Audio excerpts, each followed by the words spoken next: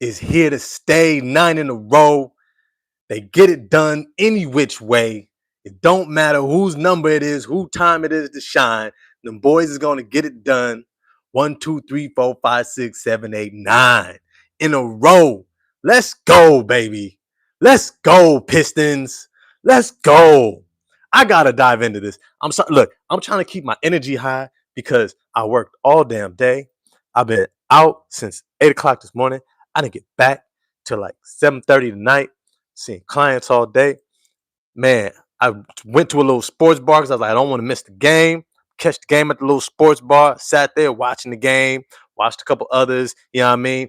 Then, you know what I'm saying? Held out to the end. See if they could close it out. They closed it out. Then I came back. I got to the car. There was no parking ticket, even though my meter expired at 5 and it ran till 6. But I didn't want to miss the game. So shout out to the basketball gods who looked out for me. I appreciate it. Appreciate it to Universe looking out for me, allowing me to see the rest of the game without having to get a parking ticket. Came back. Couldn't wait to get on with y'all, but I had to pull up on my stats. I had to pull up because I want it already. I want it already. I'm about to get into it. I can't wait.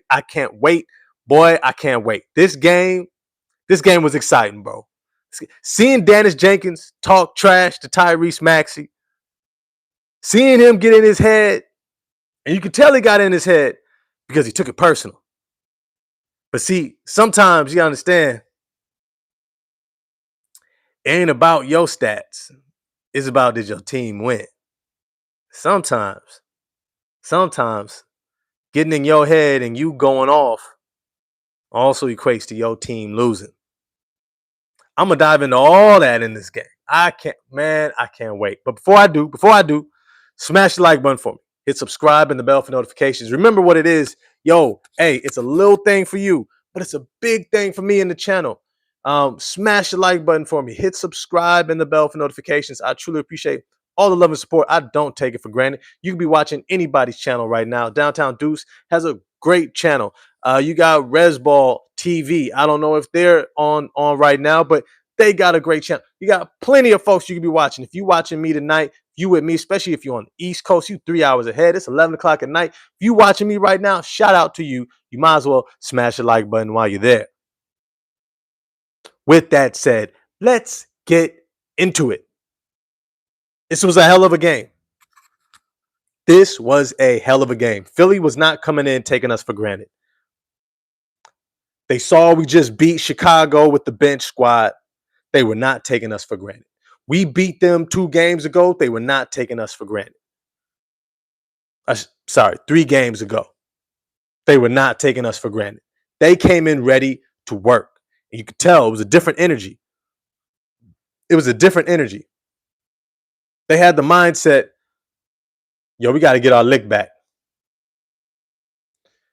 And then this team just went out and played Detroit basketball. And what I love about that, and I don't want to understate that at all. It's to me, it's on par with the Jimmy Butler era, prime era of saying Heat culture, right? Detroit basketball, right there. There's a certain level of expectation of a style of play that the culture and identity of a team can outweigh its level of talent, skill, and ability on the court. Right? That was the opponent.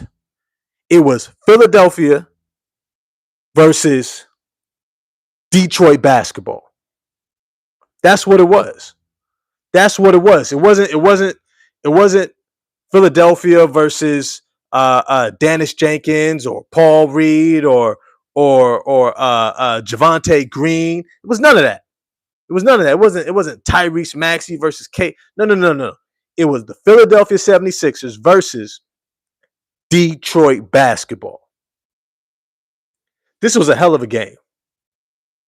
Seeing those boys go out there and execute, and I want to say this.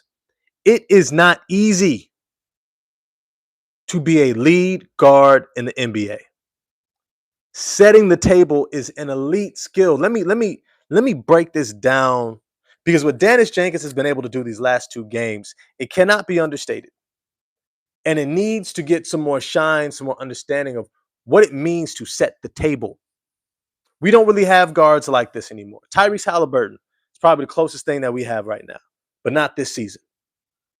We have mostly scoring downhill guards who are looking to get theirs and then distribute along the way.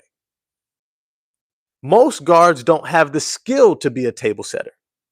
Do you know what it takes to be able to read the entire floor, hold in your mind where everyone is at while you have a 6'7" Kelly Oubre defender on you at 6'3", who's trying to press you at half court, who's trying to get you to turn the ball over, make an errant pass. He's trying to get you to fumble. He's trying to get you to do too much. And you're seeing the game and you're hitting guys coming right off that screen, coming right in the pocket, right where they need it, on the money. Reading if a defender is going to jump it. Is he jumping the passing lane? And do you need to pivot and go someplace else? Knowing when to pick up his dribble, how to pick up his dribble, how to pivot, back pivot if he needs to. All these things, it may sound mundane, but you have to have a certain level of skills in place that are ingrained in you so that you can show up and be a table setter. What is a table setter? A table setter is someone who gets you into your offense every single time. Not just calls their number. Not just says I can dribble the ball across half court and make a pass. I'm talking about someone who initiates the offense, gets across half court, tells people where to go, sees what's happening, makes the correct pass to get everything else started. Dwayne Pritchard in the chat, JB was the MVP tonight. Yeah, when they came and trapped us after halftime, we were lost for a minute. But JB showed them what they need to get the ball in the middle and down low. Great job, coach. You know what? That is a great point. That is a great point, Dwayne Pritchard. That is a great point. These are the things that coaches have to be able to see. These are things that coaches have to be able to see. Also got to be able to see, along with Ray Floyd's point here, Ron Holland's been struggling. He's been struggling. It's some of that fool's gold stuff that I tell you all about sometimes, where somebody who really can't shoot makes a shot. Maybe they make two in a row, and then all of a sudden they forget that they can't shoot, and they think they're Klay Thompson, and so they shoot 5 or 7 more shots from deep, and then they end up shooting their team out the game. Right? That's the fool's gold. Is that you had a good moment and you thought that was everything. Ron Holland, I think he had a good game several games back. And we was all talking about, like, man, Ron Holland.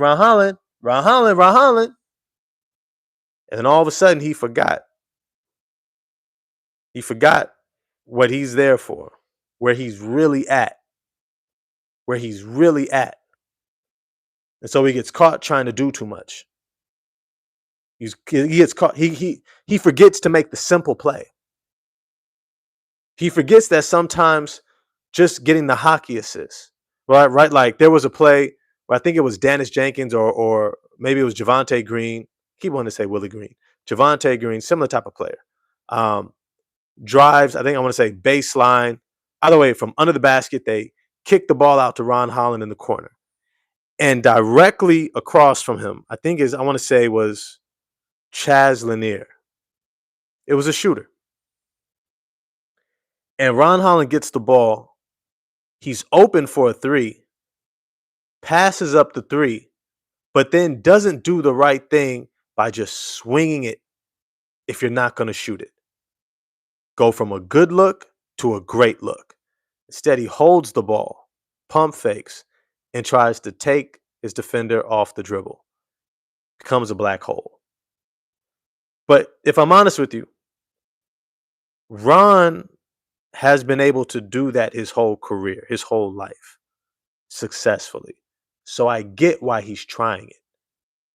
He just doesn't understand how many levels you have to go to refine your game to be able to do everything you used to be able to do at this level. where guys jump just as high as you. Dominic Barlow out jumped you on a fast break and beat your shit in the air. You don't come across that in high school. You may not even come across that in the G League, even though it's very competitive in the G League. Don't get it twisted. The G League is not a developmental league anymore. It is an actual league. It's an actual competitive league. All that's to say is, even once you get here, you've got to level it up. He's figuring that out. But JB Bickerstaff recognizing that he doesn't have it going and saying, you know what, it's okay. I'm not going to force you into these situations. You're not going to just close out the game for us because you started the game for us. We're going to go with our best 5 that gives us a chance to win. JB Bickerstaff has been masterful. Outside of playing Caden during that Wizards game, which I said, like, he should rest him. Well, what happened? Cade got hurt. Duran sprained his ankle. I want to say Asar sprained his ankle too, all in that Wizards game. No. He sprained his ankle against Philly. All that's to say is JB Bickerstaff has been masterful throughout the early part of this season.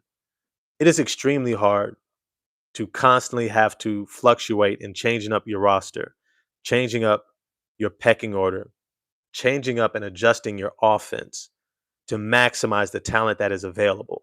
It's one thing to do it when you lose one guy.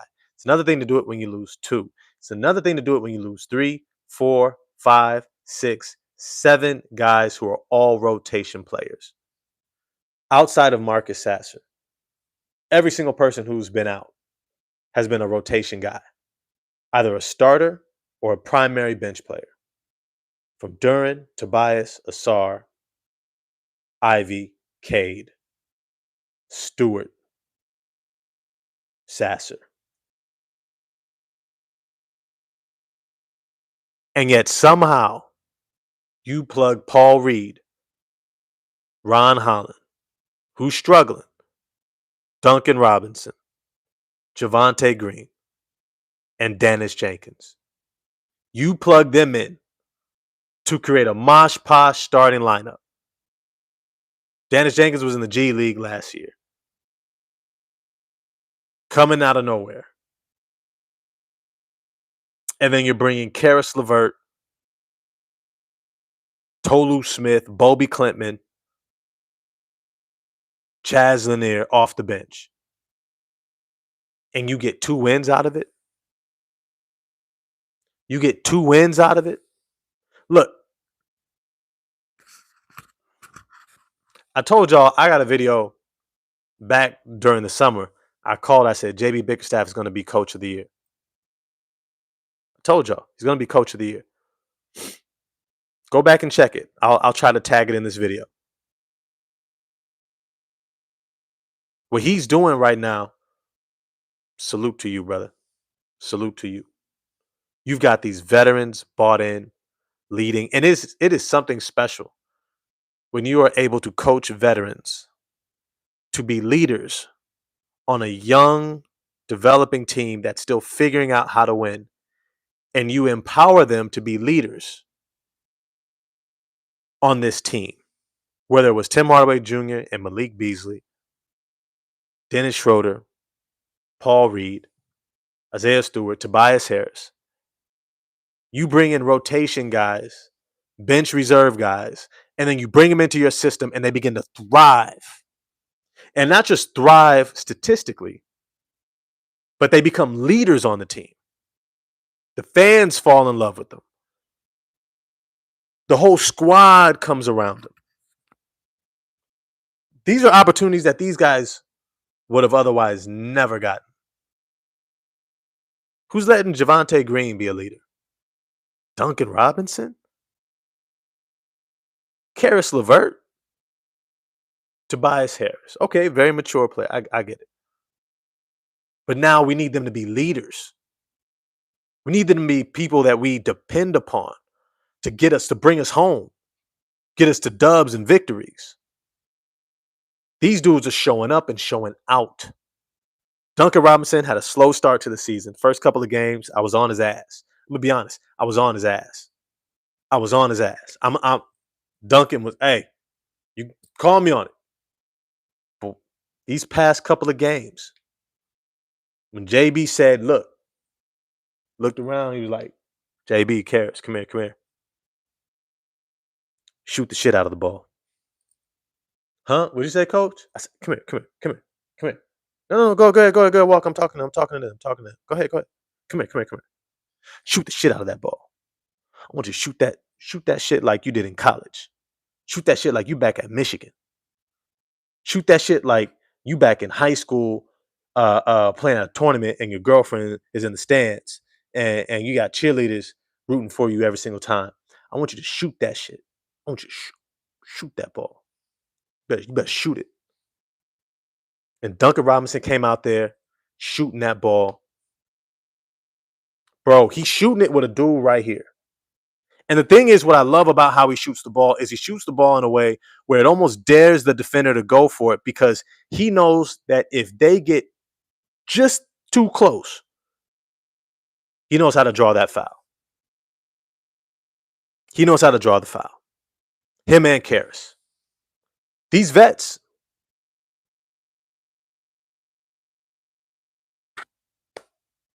they understand the game. So they can be aggressive. They can be highly aggressive getting their shot off, knowing that if you step into this box, you're going to hit my elbow. I'm in my L. Right? All this is protecting the ball. Go for it because I'm going to follow through all the way. You're going to either hit my hand, you're going to hit my hip, you're going to land in my box landing zone, and I'm going to be on the free throw line. And so he's pulling it, dead in the face, off the dribble too. You know how hard it is to come off the screen, dribble the ball right-handed, going away from the basket, and then turn in one motion, put that ball down, turn, and square up and shoot that. Yo, shit is hard, bro. That shit is hard, bro. And he's doing it at 6'8". He's doing it at 6'8". I hope Chaz Anier is watching. I hope Chaz is locked in. Thinking, man, one day that's gonna be me. One day. Let me see how you do that again. Let me see how you do that. Speaking of Chaz Anier, yo, I think he's gonna wake up soon. I think he's gonna figure it out soon. He's doing his job. He's shooting aggressively. I think he shot 2 for 6. Yep, he shot 2 for 6 from the 3-point line. That's all he shot was threes. And I'm not mad at it. JB probably told him, like, look, when you're out there, you are out there to be a gunner. I want you to shoot up the clip. Empty out the clip, bro. Like you back at Tennessee. Shoot that. When you get it, that's why JB was mad at Bobby Clinton. He was in the game, caught it wide open, hesitated, didn't shoot it. JB's like, bruh, I told you, we talked about this.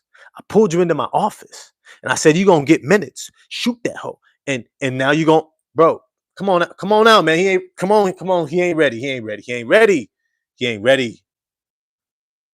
When a coach empowers you, you're supposed to be like, that was all I needed to hear. Because at that point, he's not concerned about the misses. Your misses are still helping the team as a part of the scheme. All you have to do is just shoot it. And if you still don't want to shoot it, I can't use you then. I can't use. If you don't want to play basketball, all you want to do is play D and get rebounds, that's fine. But I got guys who could do that and shoot.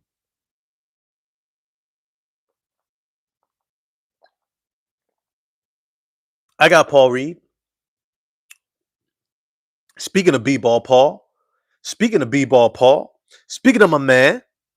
Yo, B-ball Paul is a true professional. True professional. I have to give him so much respect. Another player, a lesser player, A less mature player would have gone out after the last game and came out gunning. It said, I'm gonna shoot all day. I'm gonna tap into my inner Dirk Nowitzki. I'm gonna try to show that and forget who you are and who this team is asking you to be. Because when you do that, you know what happens 90% of the time is you don't have a good game. And all you do is you remind the coaching staff of what you're not. But when you stay within your game and you continue to have good games, you make the coaching staff say, we want him to do more. Can he do more? Because he keeps raising his floor higher and higher and higher. Paul Reed played 25 minutes in this game, shot 5 of 9 from the field, missed his only 3, had 8 rebounds, 3 assists, 2 steals, 3 blocks. It's +6 for the night. Yo, sometimes it's not always about points. And this is what we got to remind Ron Holland about. Ron Holland played 24 minutes, shot 4 of 15. You're in your second year, bro. You can do 4 for 10. You can do 4 for maybe 11, 12. Let's say they're wide open shots. Let's say probably got fouled on 1 or 2 of them. They didn't call it. Got to the rim or something like that. You shot 4 of 15, bro. You almost shot 25%. You took, I want to say you were tied for the most shot attempts on the team. Missed all your threes. You got 5 rebounds, 2 assists, 3 steals. You know what I want to see one day is Ron Holland shoot something like 1 for 4, 2 for 6, have like a rough shooting night, but be an absolute monster. 8 rebounds, 12 rebounds, 3, 4 assists, 2, 3 steals, maybe a weak side block, and his plus minus is absolutely monstrous. This is what Asar Thompson does. Asar Thompson, it don't matter if he makes shots or misses shots. His impact is felt in so many other ways. When Ron Holland figures that out, he'll take a jump.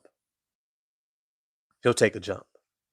But I get it though. Ron Holland has been a scorer his whole career, his whole life.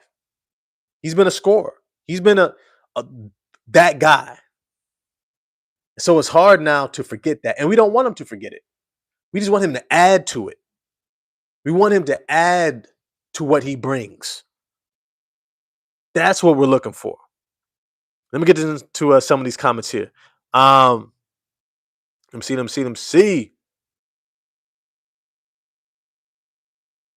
VRKICM, love the channel. I appreciate that, my guy. Appreciate that. JB got Duncan trying on defense. He does. Duncan be trying. He be like, man, I try. I think he on cry. So he like, man, I did everything I said I was gonna do, man. I did everything. Duncan be giving his all, man. I don't care about his foul. Man, he got all the fouls that you want him to get. You be like, Duncan, man, you better go and get that foul. He only had one in this game. But I was like, he was moving his feet in position on rotations. He looking like he's trying to prove to folks, like, man, I'm a starter out here, bro. I'm a starter. I'm a 6'8" shooting guard who can shoot in people's face, bro. In people's face. I know you want me on your squad. Looking at Sam Merrill's ass and Max Strus and some of these other shooters out here. Right? Who's the dude on the Bucks? AJ Green. So I could do that. I'm a starter out here, bro. And I feel it. He probably is.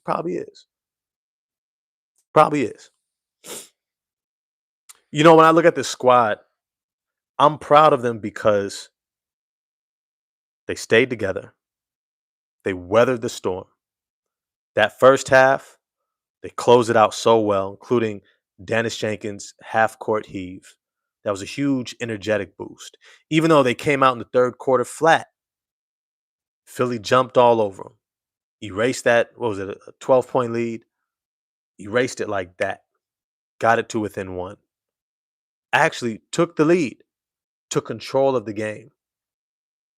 And then Detroit basketball just kept coming, kept chipping away, kept playing hard, playing harder, rotating on defense, hitting the boards, getting stop after stop after stop after stop, making play after play after play. Guys stepping up. Javonte Green, shout out to you.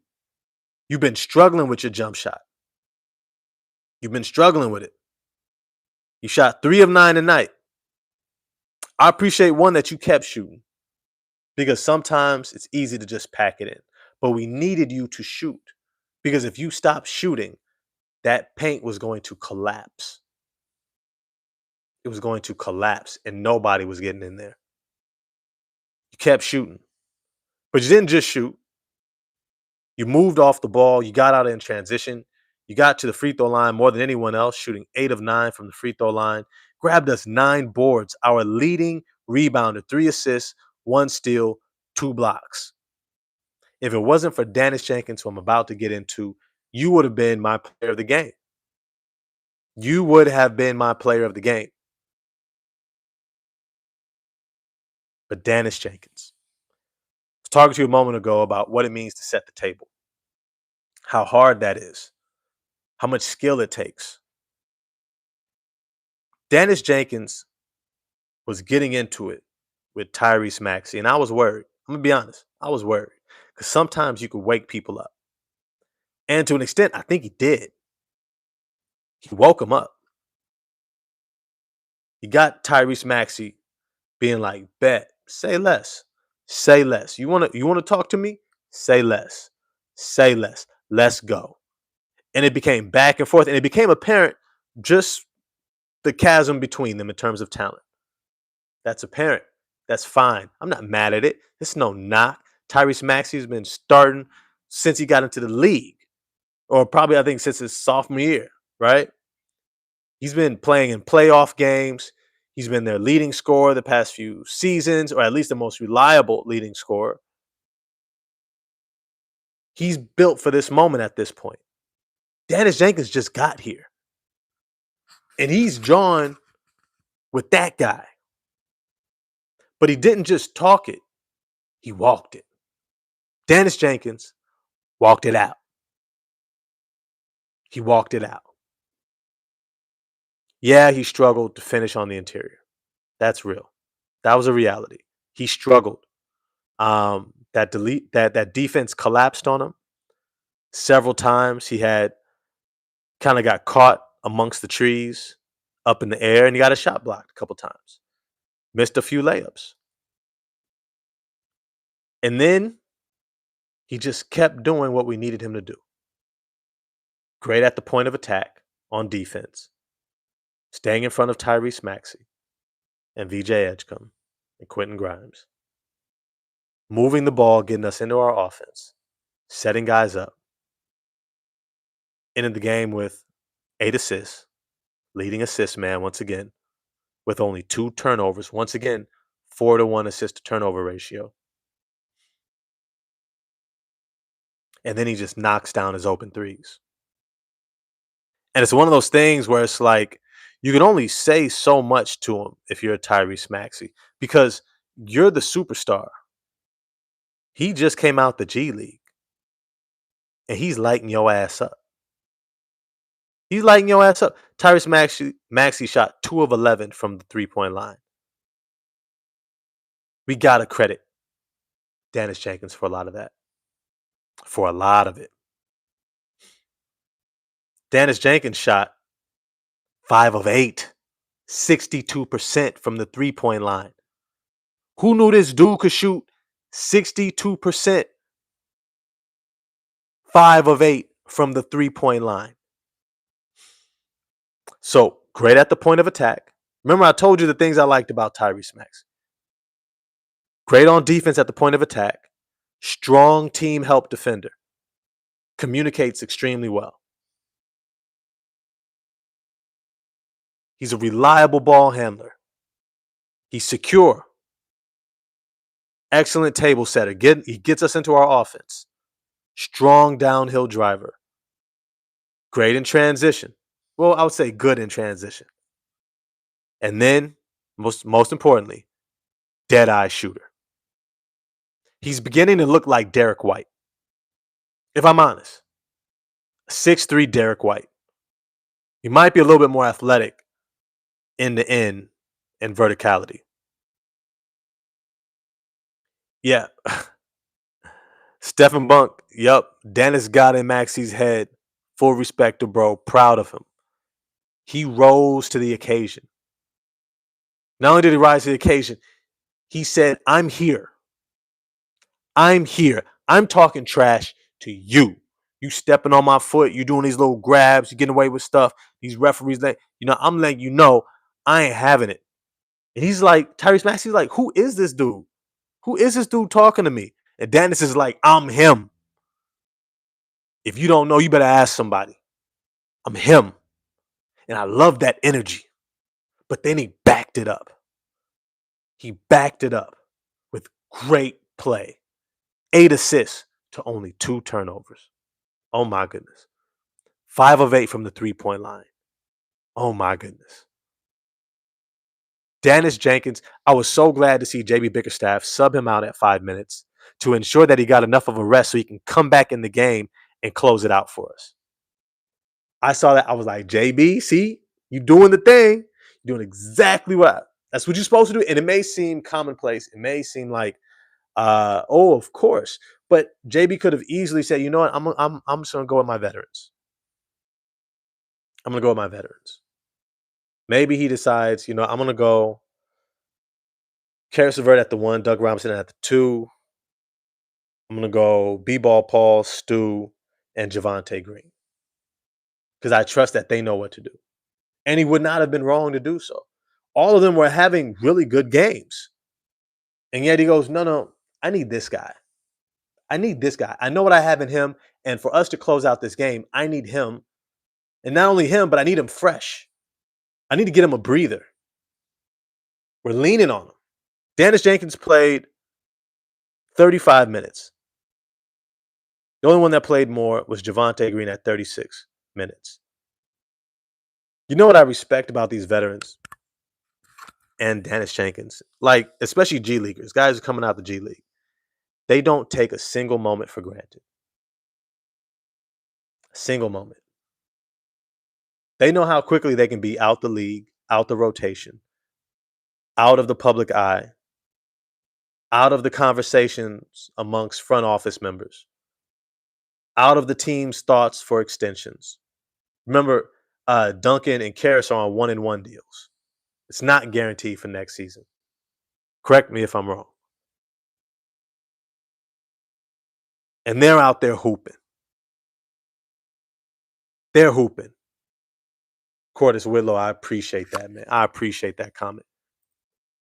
They're hooping. And JB Bickerstaff has empowered them. Dennis Jenkins, if you listen to JB Bickerstaff, where he says, like, the flowers he gives his players all along, like, they should be playing at this point like they don't want to let him down because of how he glows on and on about them. Man, this guy's such a hard worker. He's so talented. He stays ready. I'm just waiting for an opportunity to get him out there. He makes sure he has his veterans back. He has his young guys back from the end of the bench all the way through the starters. I was suspect about benching Cade, Asar, and Durant. I think they probably could have played if they needed to. I don't think they're that hurt. But now they're out in extended time, and now we don't play again until Monday against the Pacers, which we may or may not need them for. I think I would want them there. If they're ready to go, play them. Speaking of players coming back, Isaiah Stewart was huge for us. He was huge. I don't think, man, y'all don't understand. His presence alone is shutting teams down. His presence alone, teams are literally looking at him and going, nope, I'm not even going in there. I'm not even going in there. Because not only is he going to block my shot, not only is he going to stand over me and scowl and look like freaking Shrek and just, scaring the shit out of me. He's got that burly body. I told y'all, look, I don't like the burly body dudes. Look, I love to play ball. I love to hoop. But I don't like that barrel chested, you know, carpet on the chest. Look, I'm not trying to shame nobody. If you got hair on your chest, more power to you. All I'm saying is when I'm playing basketball, I don't want that guy guarding me. No, because all those dudes want to do is they just want to box you out. They want to muscle you. They want to do all this. I play more like Jamal Crawford. Feel me? I want to cross you. I'm getting a little hezzy, get a little jumper, get a little lay, get a little the little Javante Green, little lay, get you a little step back, maybe drop a couple dimes. That's what I want to do. I want to enjoy myself. I enjoy the essence of the game. Some dudes, though, like a different part of the game. They like the physicality. They like Charles Oakley. They got a poster of Oakley and Anthony Mason on their wall at home as adults. They have a poster of Rick Mahorn and Bill Laimbeer. That there are some people who that's who they are saying, I want to be like. That ain't me. That ain't me. And I don't think that's a lot of us. There are dudes who go, I just don't want that smoke. I just don't want it. I'm just, hey, it's the second quarter. I'm all right. Floater, pull up, step back. I'm all right. I don't need that right now. I just don't need that right now. You have to literally watch the game to see they pull up. Isaiah Stewart's not even rotating over yet. They just see him there in their purview and they go, I'm all right. I'm cool. I'll take this shot right here. They're literally doing that. Even Quentin Grimes, he made the dunk, it got blocked, and he somehow pushed it in at the end. He didn't even stop to celebrate, bro.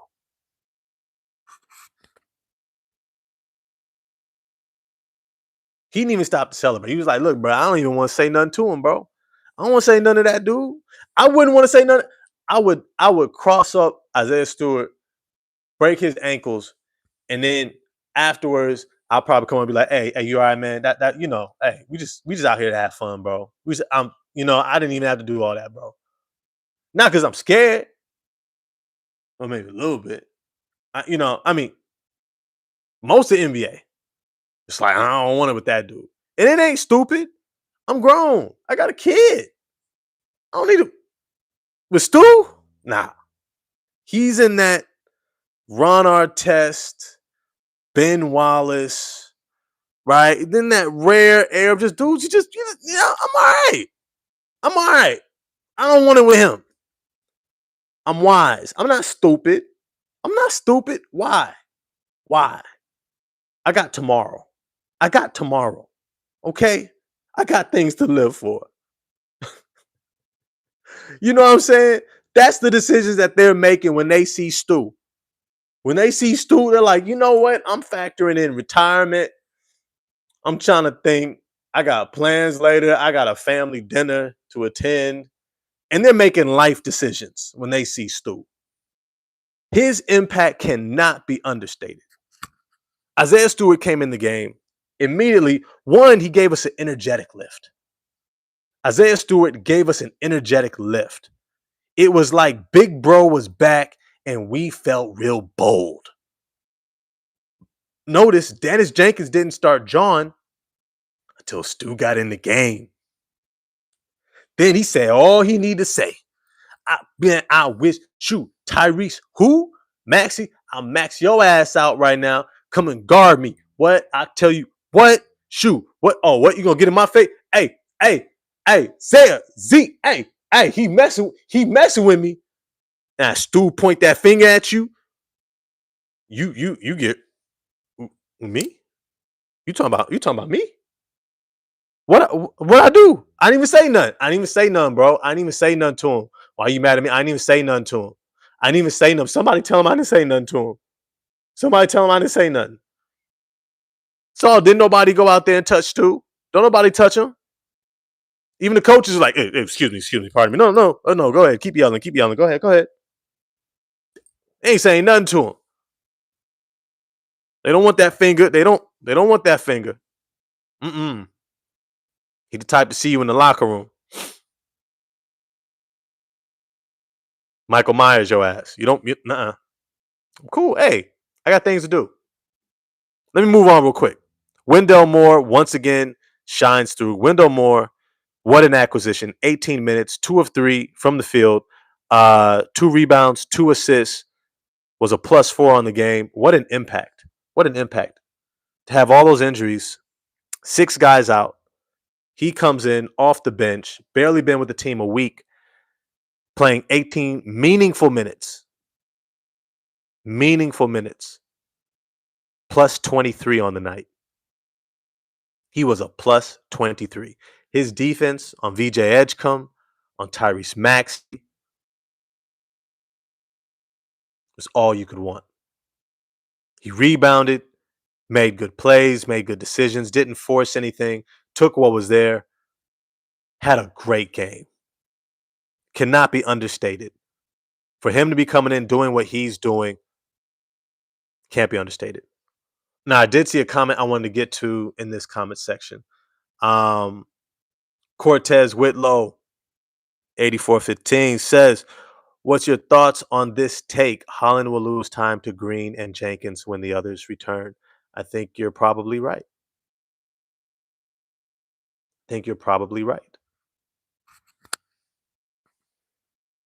When everybody comes back, when we're talking Duran and Tobias and Ivy and Cade, and you still got Karras and Duncan who are lighting it up right now. Karras and Duncan have been lighting it the freak up. Playing out of their minds, having a ball, having so much fun out there. And then you got Dennis Jenkins.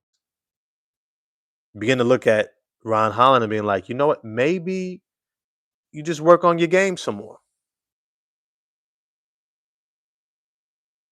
No, hey, Detroit Red, I'm not even going to hold you. Yes, we need his defense. But when we get everybody back, that's Asar, Tobias, Stu, Duran, Ivy. When we get everybody back, plus the accompaniment of the guys who are still balling out right now for us, Paul Reed, Javonte Green. Javonte Green gives us a lot of what Ron is getting us. Yes, he's smaller. No, he doesn't have the same ceiling and talent. Is he more ready to win now? Hell yes. Does he have a better motor? Does he know where to be? Does he make the rotations? Is he doing the things we're asking Ron to do, but just a little bit more on top of it, locked in, focused? Yes. Yes. Remember, it's go time. Yes, Green plays with more energy. So is there a chance that they eat into Ron's minutes? Yes. Does it mean that he's going to be out of the rotation completely? No, not at all. I think his minutes will start looking more and more like Bobby Clinton when everyone is back healthy. You'll get a moment, and you either maximize that moment or we move on quickly. Did you knock down the shot? Did you get out in transition and finish? Did you get downhill, make the hockey assist pass? Did you get the rebound?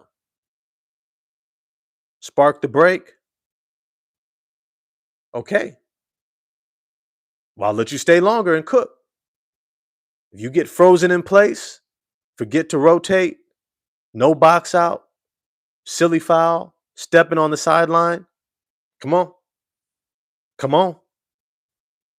Come on. And if anything, having the time to sit on the side, sit next to a coach, watch the game played, work on your game, get your wind back, get your energy back, see the areas you need to improve. And then come back, because guaranteed, I always say injuries happen, knock on wood, right? Injuries happen. He's going to get more opportunities throughout the course of the. Remember, this is a marathon, y'all. I'm not worried. It's a marathon. Ron Holland, Chaz Anier, and Bobby Clement will continue to get opportunities. Just got to wait your time. Yep.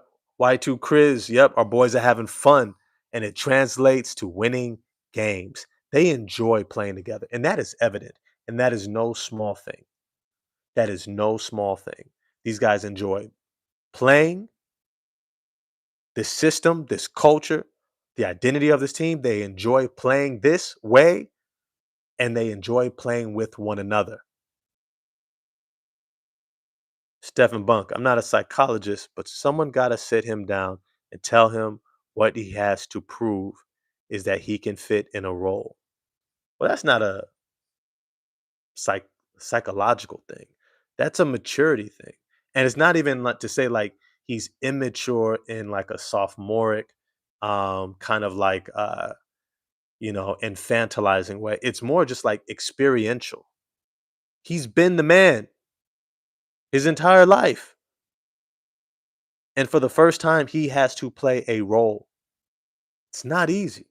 I get it, which is why I don't think anybody's faulting him. I'm not even faulting him for struggling.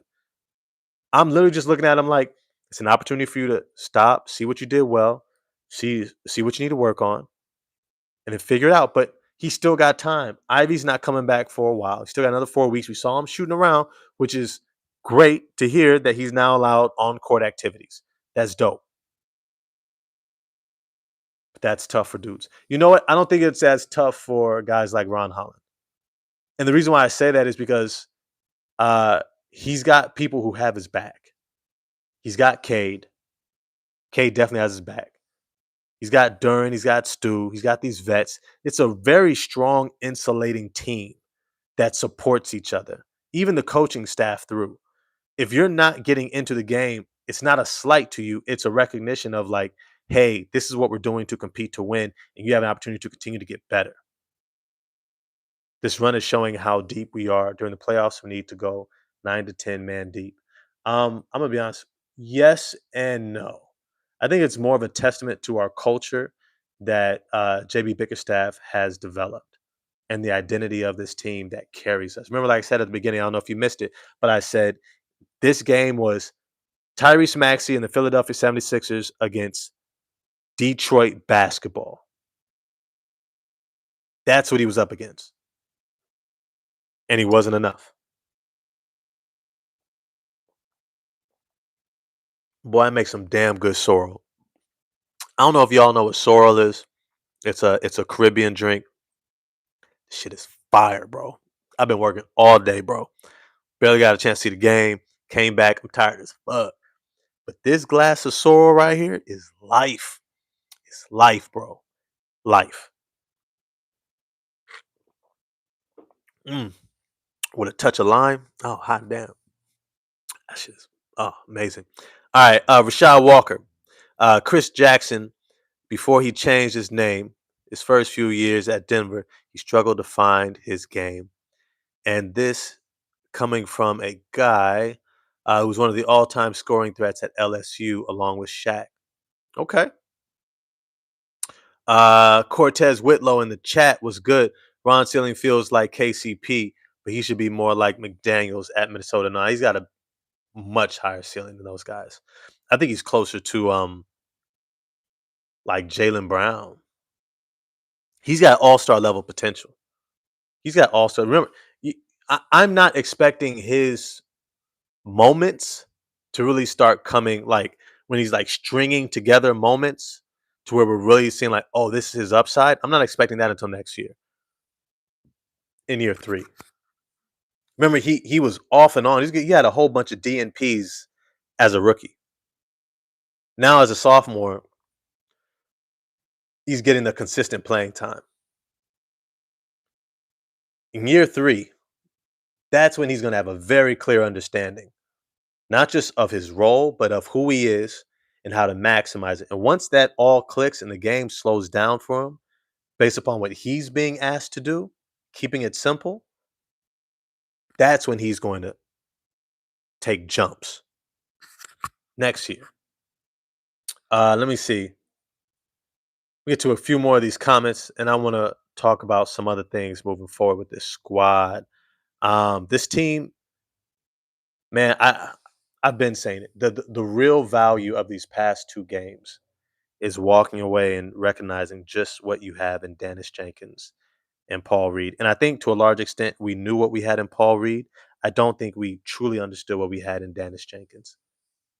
That you have a guard who can have a 4-to-1 assist to turnover ratio while being a sniper from 3. Remember, this was how Derek White started in San Antonio. And I don't think he was as good of a passer. He can end up being one of those guards that just, man, the box score, the plus minus loves him. The analytics love him. Great measurables, 6'3", good wingspan, great vertical athlete, great speed up and down the court, great lateral footwork, was able to stay in front of one of the fastest, quickest guards in the league in Tyrese Maxey, right? Who I think was leading the league in scoring. Um, he's been playing so well.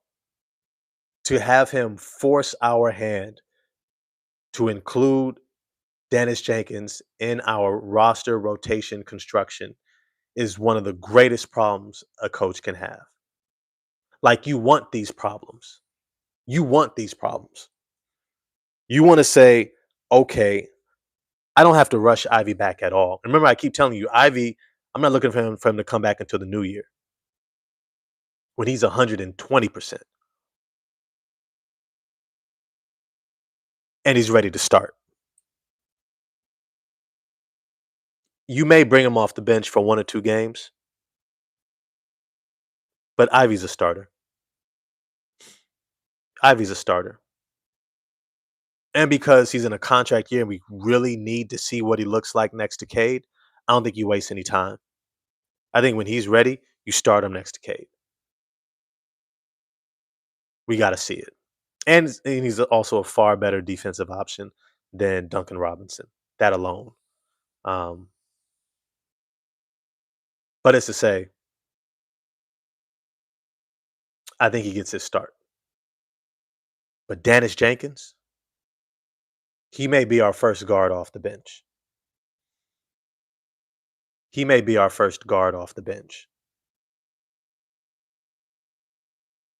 He's one of those guys that once you see it, you can't unsee it. You can't unsee 5 of 8 from the 3-point line in only his second start. You can't unsee buzzer beaters in back-to-back games.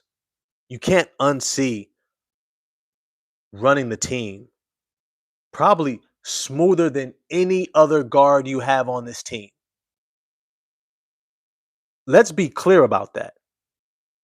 Dennis Jenkins runs this team smoother than any other guard on this team. Yes, that's Cade. Yes, that's Ivy. Yes, that's Asar. Yes, that's Karis LeVert.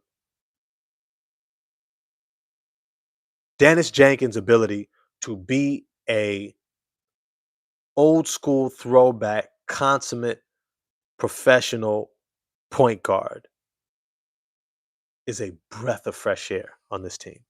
It's a cool breeze, bro. Those coaches got to be like, someone who can get us into our offense. I'm telling you right now, Dennis Jenkins is going to end up being our first guard off the bench. He's probably going to stagger with Ivy, Cade, but he looks damn good. I think he would look amazing next to Cade. amazing. If you put a guard like Dennis Jenkins next to Cade, and you have Cade working off the ball, and Dennis Jenkins just getting him the ball in his spots. Yep, Rashad Walker, he is a natural point guard, fearless and smooth. He still needs to work on his finishing, right? He needs a little floater. He needs to. Um, I mean, I think a lot of things will open up as he plays with more talent, right? Like if he had Duran instead of Paul Reed, if he had, uh, let's say, Tobias Harris out there, definitely playing with Cade or Ivy or Sar, stuff like that. Like the more talent he plays with, the better he's gonna look. But you can imagine if you can save Cade a whole lot of headache and heartache trying to bring the ball up all the time because he knows he can trust Dennis Jenkins. He knows that guy, he's got it. He's got it. I don't have to do it. I can save my energy, close out games. The game becomes easy playing next to that guy. That truly is what Ivy's going to be competing against. Can you make Cade's life better? Now, I do think Ivy's ability to score at an elite level far supersedes um, Dennis Jenkins' ability to do everything else he does. Like Jaden Ivey has take over the game scoring ability in a playoff game. Like that's what he has. That's what he has. And that is a beautiful problem to have. A beautiful problem to have. Yo, look, I got to get off. Of course, I'm keep gonna come on in the mornings after games. I'm gonna hit you with the previews. If you enjoyed this live, yo, I got 27 people in here. If you haven't smashed the like button already, please do so. Remember, it's a little thing for you, big thing for me in the channel. I appreciate all the love and support. This has been fun as hell. But as always, I like to leave y'all with a little something as I go. Uh, so there's this I want to say I want to get the name of it correctly. No, I can't think of the name. But it's from this book, The Psychology of Money. Psychology of Money. And it's far more than just about making money, stuff like that. It's about how people think around resources and investing and growth and etc. And one of these lines that they talk about is I think it was like the law of compounding, the law of compounding.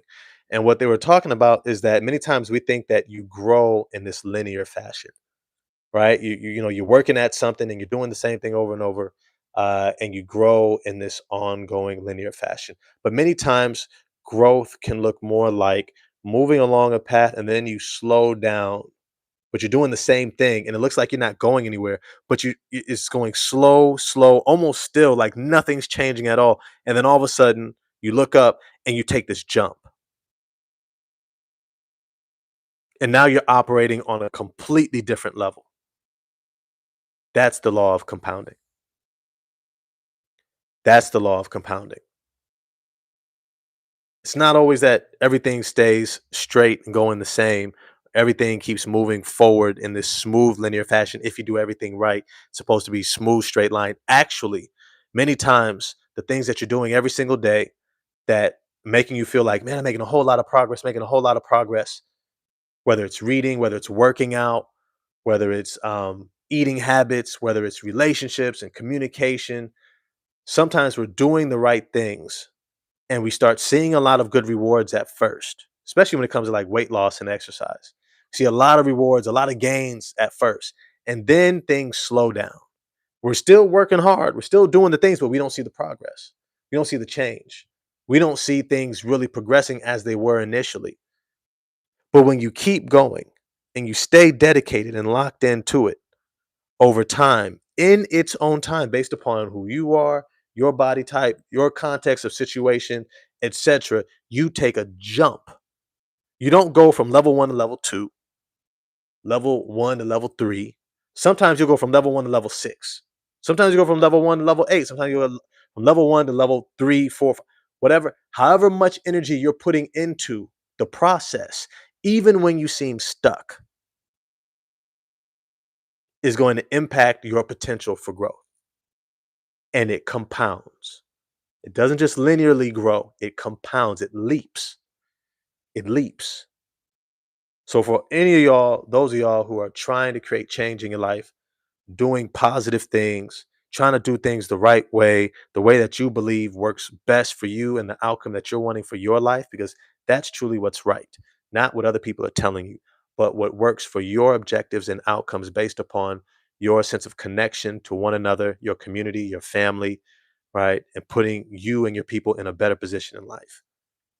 Those things that work best for you, as you do it, recognize sometimes you won't see the gains, but don't stop working. In fact, when things slow down the most, stay dedicated. Doesn't mean ignore a need to rest, a need to get support, a need to take care of yourself. It can be a journey. It could be years. It could be months. It could be weeks. It could be days. It could be decades. Keep working, because when the compounding hits, when it compounds, that's the payout. Life is changed forever.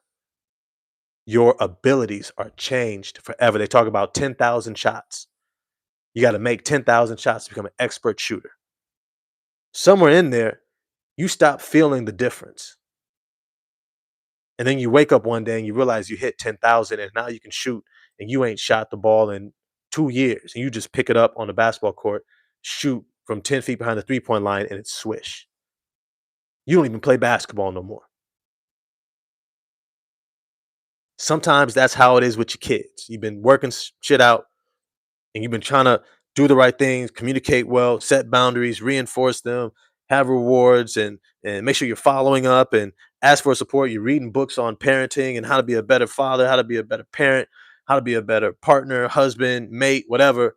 And you're working on it, working on it, working on it. You may not always see the gains, you may not always see the progress as time goes on, but keep at it, because when it compounds and it jumps, your life will be changed forever. And you'll look back and be like, man, actually, it stopped being about the practice in terms of what I wanted to see change.